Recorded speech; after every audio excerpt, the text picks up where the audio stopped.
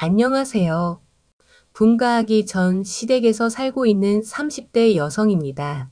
남편과 저는 장거리 연애를 하다가 결혼을 해서 제가 직장을 그만두고 서울로 올라와서 시댁살이를 하고 있어요. 시댁에는 시부모님, 남편의 형님, 저희 부부가 살고 있고 분가한 딸인 시동생이 자주 옵니다. 형편이 조금 나아지면 서울에 전셋집을 구하려고 직장을 구하는 노력을 하며 시댁에서 집안일을 열심히 하고 있어요. 시동생과 저는 나이가 같아 결혼 전부터 친구처럼 지내왔어요. 시댁은 참 저를 노예 부리듯이 합니다. 시동생은 당신이 시댁에 오고 나서부터 조금씩 무례한 행동을 하기 시작했습니다. 처음에는 작은 물건을 빌려 쓰는 정도였지만 점점 제 물건을 자신의 것처럼 당연하게 사용하는 일이 많아졌어요. 예를 들어 제가 아끼는 화장품이나 스킨케어 제품을 아무렇지도 않게 쓰고 제가 먹으려 사놓은 간식을 시동생이 아무 허락 없이 먼저 먹어 치우는 일이 자주 있었습니다. 한 번은 제가 아끼는 비싼 립스틱을 발견하고 시동생은 그것을 말도 없이 들고 가서 사용하곤 돌려주지도 않았죠. 제가 직접 사놓은 물건인데도 마치 자신의 것인 양 아무렇지도 않게 사용하던 시동생은 뭐 어때? 이까짓 거 얼마나 하니? 진짜 거지같이는 살지 말자. 라며 가볍게 웃으며 넘어갔습니다. 또 다른 날 제가 열심히 정리한 침구나 옷도 시동생이 마음대로 가져가 사용한 후 제자리에 돌려놓지도 않았죠. 화가 나서 시동생에게 내 물건은 허락 없이 사용하지 말아줬으면 좋겠어 라고 말했지만 시동생은 우리가 가족인데 뭘 그렇게 예민해? 라며 대수롭지 않게 넘겼습니다. 남편에게도 말해봤지만 시댁에서는 누구도 이를 문제 삼지 않고 오히려 시동생의 행동을 당연시하는 듯한 분위기였죠. 시댁에서 식사 시간이 되면 저는 자연스럽게 부엌으로 향해 음식을 준비하기 시작합니다. 시어머니는 다소 무심하게 밥 준비 좀 하라며 말하고는 바로 식탁에 앉아 있어요. 시댁 식구들은 하나둘씩 식탁으로 모여들어 자리 잡고 앉아 있죠. 제가 상을 차리는 동안 그들은 아무런 신경도 쓰지 않은 채 서로 담소를 나누며 편안하게 대기합니다. 음식을 모두 차리고 나면 저는 옆에서 설거지나 잔심부름을 계속합니다. 시댁 식구들은 제가 함께 앉기를 기다리는 게 아니라 상을 차리자마자 식사를 시작합니다. 그들은 제가 계속 일하는 모습을 자연스럽게 여기며 식사를 마치고 나면 의례적으로 숟가락을 내려놓고는 자리를 뜨곤 했죠. 식사 중간에 혹시나 자리에 앉으려 하면 시어머니는 그때마다 반찬을 좀 더 가져와라거나 또는 물 좀 가져오라며 다시 부엌으로 부릅니다. 그럴 때마다 저는 다시 자리를 떠 추가로 음식을 가져다 주거나 설거지를 시작해야 했습니다. 식사가 끝난 후 시댁 식구들은 너나 할 것 없이 잘 먹었다는 말만 남기고 자리에서 일어나지만 그 뒤에 남은 설거지와 정리는 모두 제 몫이 됩니다. 저는 그들이 떠난 후에야 식탁에 앉아 남은 음식과 잔반을 먹으며 조용히 혼자 식사를 마치곤 했습니다. 시댁 식구들은 이런 일상적인 상황을 전혀 이상하게 여기지 않으며 마치 저는 그 자리에 당연히 있어야 하는 사람인 것처럼 행동했습니다. 남편의 형님이 결혼할 분을 집으로 초대한 날 집안의 분위기는 평소와 달랐습니다. 그분이 집에 도착하자 그녀는 깔끔하고 지적인 모습으로 나타났고 우아하게 행동했습니다. 직업은 대형 로펌의 변호사라고 했고 연봉도 엄청 높다고 했습니다. 가족들은 그녀 앞에서 긴장한 분위기였죠. 저는 그녀를 보며 감탄했지만 동시에 약간 긴장되었습니다. 그날 시어머니와 시동생도 평소와 다르게 저에게 굉장히 친절하게 대했습니다. 평소에는 당연하게 시키기만 하던 시어머니가 오늘은 다 같이 식사하자. 상 차리는 거 도와줄 테니. 라고 말하며 미소를 지었고 시동생도 언니도 빨리 와서 같이 앉아. 다 같이 먹어야지. 라고 말하며 다정하게 행동했죠. 갑작스러운 변화에 당황하면서도 그들의 반응이 그녀 앞에서 체면을 차리려는 것임을 알 수 있었습니다. 평소와는 달리 상을 차리는 동안 시어머니는 음식을 함께 준비해 주었고 시동생도 음식을 식탁으로 건네주는 역할을 했죠. 이날은 저에게도 함께 앉아 식사하라고 권했어요. 모두가 함께 식탁에 둘러앉은 그 순간은 어색하면서도 이상한 기분을 들게 했습니다. 평소와는 달리 저를 그들과 동등하게 대하는 그들의 모습이 너무나 인위적으로 느껴졌죠. 며칠 후 형님과 결혼할 분이 저를 따로 불러내어 근사한 레스토랑에서 점심을 함께하게 되었습니다. 그녀는 반갑게 맞이하며 우리 둘이 이렇게 따로 만나는 것도 좋죠? 제가 결혼하게 되면 가족이 될 테니까 미리 친해지고 싶었어요. 라며 환하게 웃었어요. 식사가 시작되자 그녀는 신경 써서 고른 듯한 선물을 내밀며 이건 작은 마음이에요. 앞으로 잘 지내자고요. 라고 말했습니다. 선물을 받으며 그녀의 친절한 배려에 조금 놀라면서도 고마움을 느꼈죠.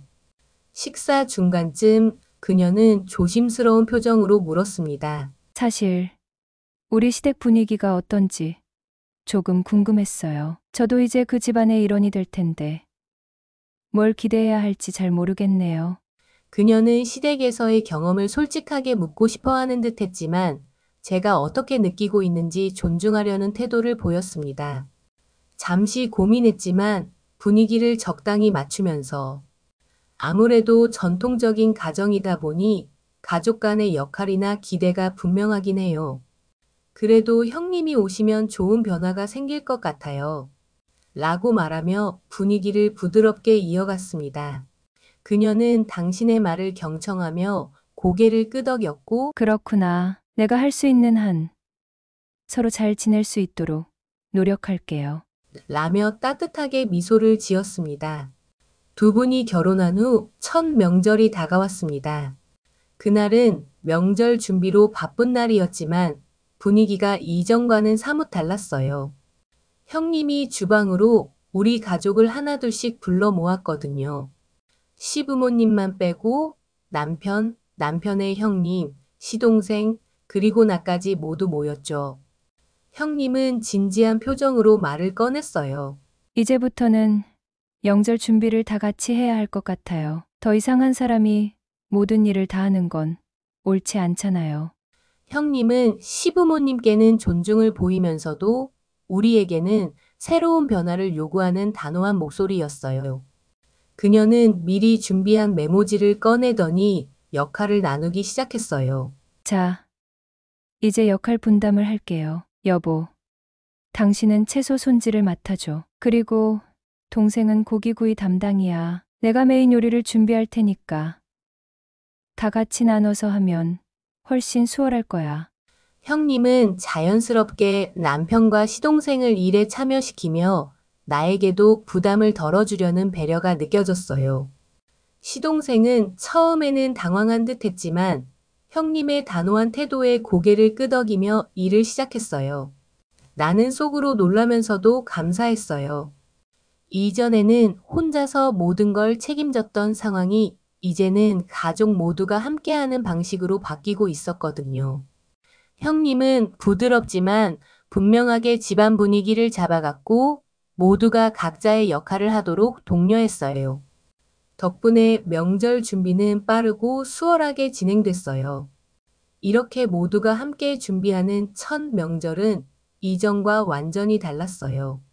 나도 조금 더 여유롭게 명절을 맞이할 수 있었죠. 명절이 지나고 얼마 후 형님은 나에게 조용히 다가와 일자리에 대해 이야기를 꺼냈어요. 동서 요즘 직장 구하는 것 때문에 고민이 많지?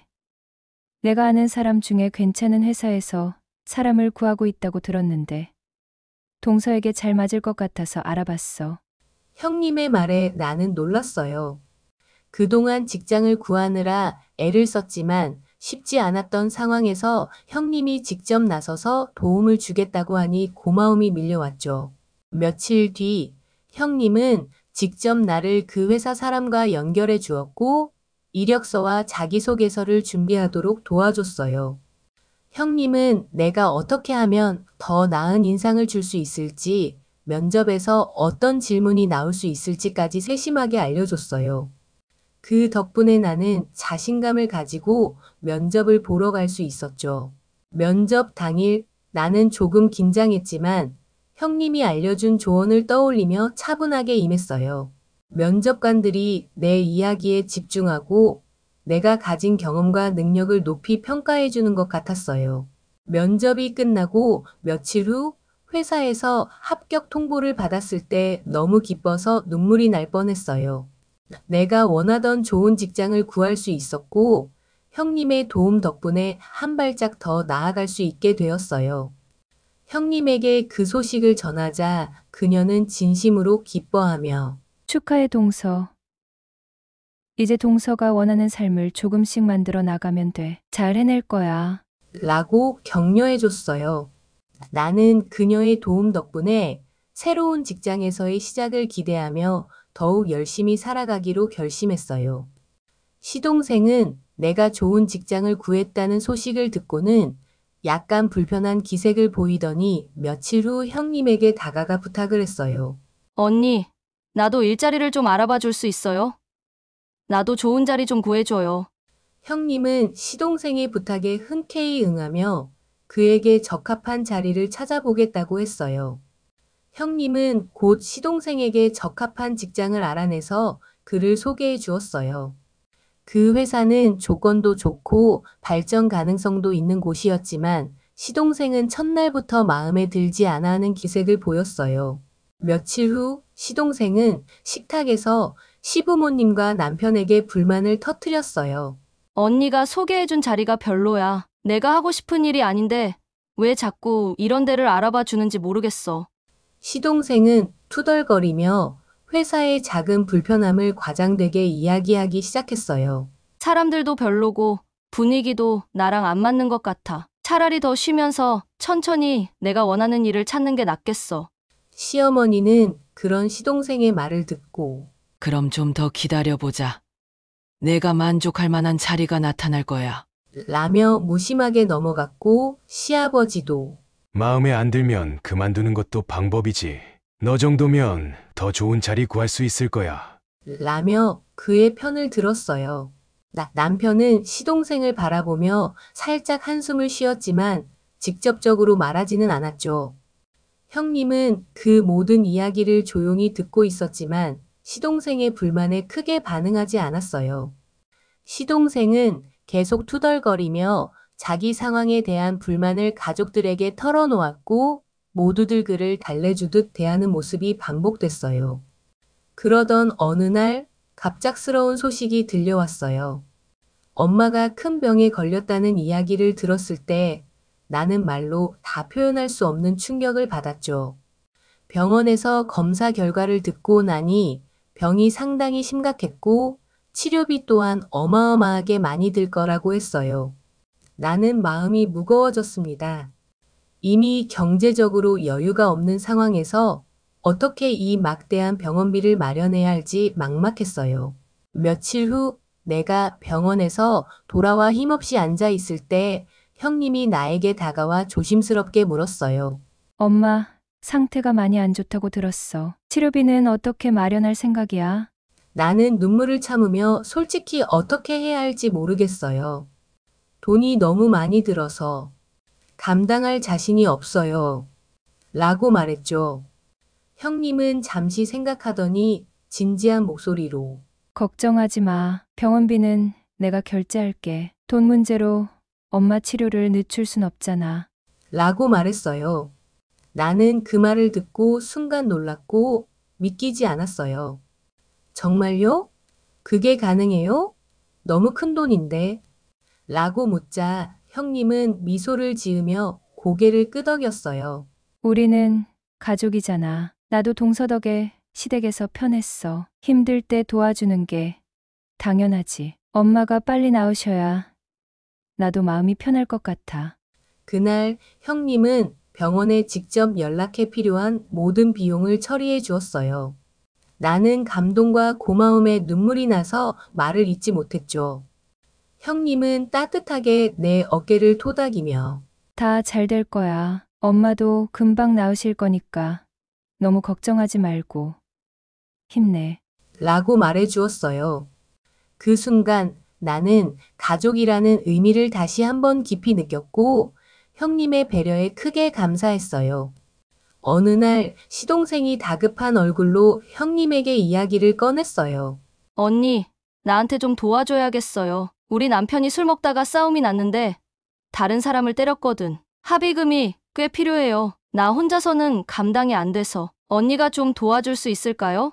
라고 말했죠. 그 말을 들은 형님의 얼굴이 굳어졌어요. 형님은 침착하게 물었어요. 합의금이 얼마나 필요해? 시동생은 숫자를 말하며 2천만 원 정도면 될 것 같아. 언니가 둘째 오빠 안에 엄마 병원비도 냈으니까 우리도 좀 도와줘야 하는 거 아니에요? 라고 당연하다는 듯이 이야기했죠. 하지만 형님의 반응은 전과 달랐습니다. 지금 그게 말이 된다고 생각해. 남편이 잘못해서 폭행을 했는데 왜 내가 그걸 도와줘야 해? 라고 단호하게 말했어요. 그때 시어머니와 시아버지가 들어오며 시동생을 두둔하기 시작했어요. 가족끼리 이런 일 있을 때 서로 도와주는 게 당연하지 않니? 내 시동생이 어려운 상황인데 내가 나서서 해결 좀 해줘야지. 시어머니가 말하자 시아버지도 거들었죠. 그냥 한번 도와주면 돼. 일을 왜 이렇게 문제 삼아?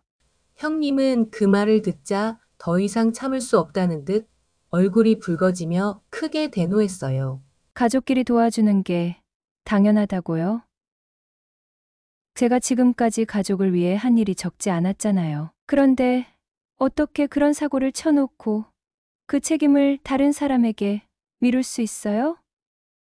그리고 그게 도와줄 일입니까? 도덕적으로 잘못한 일을 해결하지 않고 그냥 돈으로 덮으려고 하는 게 맞는 거예요? 형님의 목소리는 분명하고 강경했어요. 시댁 식구들은 처음에는 형님의 강한 반응에 놀라 멈칫했지만 여전히 시동생의 편을 들려 했어요. 그냥 이번 한 번만이야. 우리 가족이잖아. 시동생은 눈물을 글썽이며 말했지만 형님은 단호하게 고개를 저었어요. 가족이라서 더욱 이런 문제를 바로잡아야 해요. 잘못한 사람은 그에 대한 책임을 져야지 그걸 다른 가족에게 떠넘기는 건 절대 옳지 않아요. 형님의 단호한 태도에 더 이상 누구도 반박하지 못했고 시댁 식구들은 조용해졌어요. 형님의 이 강력한 반응은 집안의 분위기를 단번에 바꾸어 놓았고 시동생도 더 이상 말을 잇지 못했습니다. 그 긴장감이 흐르는 순간 갑자기 남편의 형님이 일어나더니 형님의 얼굴을 향해 손을 뻗어 뺨을 세게 때렸어요. 내가 시댁 식구들에게 이렇게 무례하게 굴어? 라며 형님을 몰아세웠죠.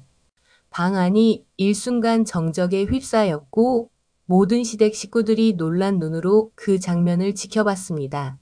하지만 형님은 당황하거나 움츠러들지 않았어요. 그녀는 순간적으로 화가 머리끝까지 치밀어 올라 똑같이 더 강하게 형님의 뺨을 때렸습니다. 소리가 방 안에 울려 퍼졌고 그 강렬한 반응에 시댁 식구들 모두가 입을 다물었습니다. 형님은 남편의 형님 눈을 똑바로 쳐다보며 단호하게 말했어요. 무례한 건 당신이에요. 나를 때린 것에 대해서는 법적인 조치를 할 겁니다. 더 이상 참지 않겠어요. 형님은 흔들림 없는 눈빛으로 말을 이어갔습니다. 그리고 이혼 준비하세요. 더 이상 이 집안에서 이런 대접을 받으며 살고 싶지 않아요. 여기까지입니다. 그녀의 목소리는 차분했지만 강력한 결의가 담겨 있었습니다. 그 말을 듣자 시댁 식구들은 충격에 휩싸여 아무 말도 하지 못했고 방 안은 다시 한번 얼어붙었습니다. 형님은 조용히 가방을 챙기고 더 이상 아무 말도 하지 않고 그 자리를 떠났습니다.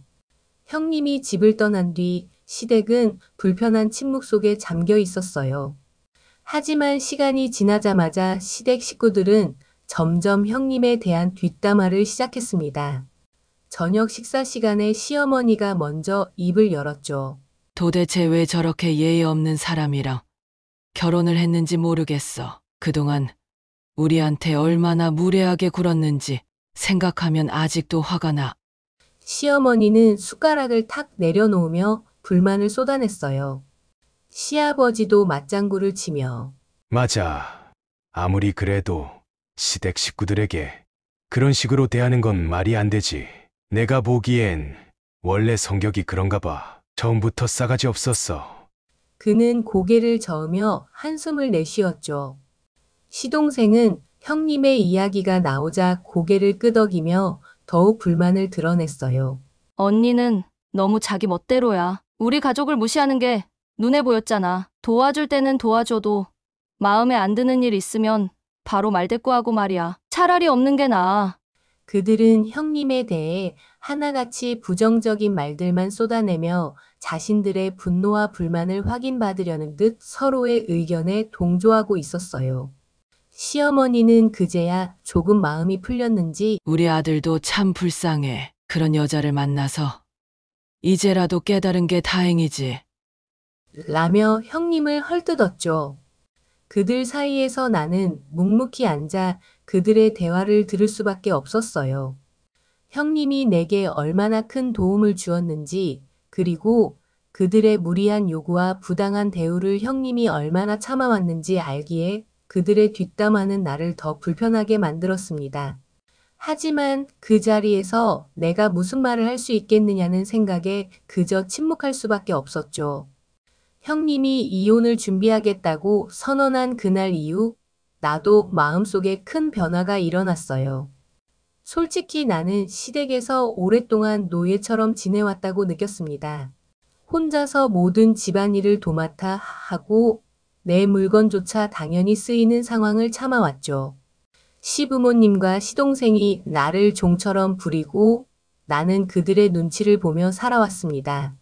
하지만 형님이 용기 있게 그 상황에서 벗어나려는 모습을 보면서 나 역시 더 이상 이 집에서 이렇게 살아갈 수 없다는 결심이 서기 시작했어요.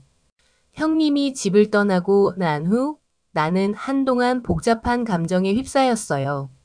한편으로는 형님이 나서 준 덕분에 한시름 놓았지만 동시에 그가 없으면 이 집안에서 혼자 감당해야 할 일들이 더욱 커질 것이 분명했죠. 시댁 식구들은 나를 더욱 무시하고 힘들게 할 것이고 나는 그들의 끝없는 요구에 다시 매일 허덕이며 살아야 할 게 뻔했어요. 하루는 혼자 방에서 앉아 있던 중 이대로 계속 살아갈 수 있을까 스스로에게 물었습니다. 그리고 결론은 하나였습니다. 형님이 떠난다면 나 역시 이 집에서 더 이상 견딜 수 없다는 것. 내가 꿈꾸던 행복한 가정은 아니었고 이곳에서 내 자신을 지키기란 불가능하다는 것을 깨달았어요. 그날 밤 나는 남편에게 조심스럽게 말을 꺼냈습니다. 나도 더 이상 이 집에서 살 수 없을 것 같아. 솔직히 지금까지 내가 너무 참아온 것 같아. 형님처럼 나도 이혼을 결심했어. 남편은 처음에는 놀란 표정을 지었지만 내가 진심이라는 것을 알아차린 후에는 아무 말도 하지 못했습니다. 나는 이미 마음을 굳혔고 이제는 더 이상 이 집안에서 나 자신을 희생하며 살고 싶지 않았습니다. 결국 나도 형님이 떠난 지 얼마 지나지 않아 이혼을 결심했고 그 집을 나왔어요. 처음엔 모든 게 낯설고 혼란스러웠지만 자유로워진 나 자신을 다시 발견할 수 있었어요. 형님도 그 이후로 종종 연락을 주고받았고 우리는 가끔씩 만나 커피를 마시며 과거를 되새기곤 했죠. 어느 날 형님과 카페에 앉아 커피를 마시며 웃음 가득한 대화를 나누고 있었습니다. 그때 형님이 형님 뺨 맞고 더 세게 갚아준 장면 아직도 생생해요. 정말 대단했어요. 내가 말하자 형님도 크게 웃으며 그래. 그땐 진짜 내가 참을 수 없었지. 생각하면 내가 뭘 했는지도 모를 만큼 화가 났던 것 같아. 라고 대답했죠. 우리는 서로의 과거를 떠올리며 웃음꽃을 피웠어요. 시댁에서 겪었던 힘들었던 순간들, 그리고 그 모든 것을 이겨내고 지금의 자유로운 삶을 살아가는 우리 자신이 얼마나 대견한지 함께 공감했죠. 이제 이렇게 편하게 커피 마시면서 웃을 수 있는 걸 보면 그땐 정말 잘한 선택이었어. 내가 말하자 형님도 고개를 끄덕이며 맞아. 이제는 우리 둘 다 더 이상 참지 않고 우리가 원하는 대로 살 수 있게 됐으니까. 라고 말했어요. 그렇게 우리는 함께 웃으며 과거의 어려움 속에서 서로 의지하고 이겨냈던 기억을 떠올리며 새로운 삶을 다짐했죠. 지금은 모든 것이 한결 가벼워졌고 미래는 더 밝게 보였습니다.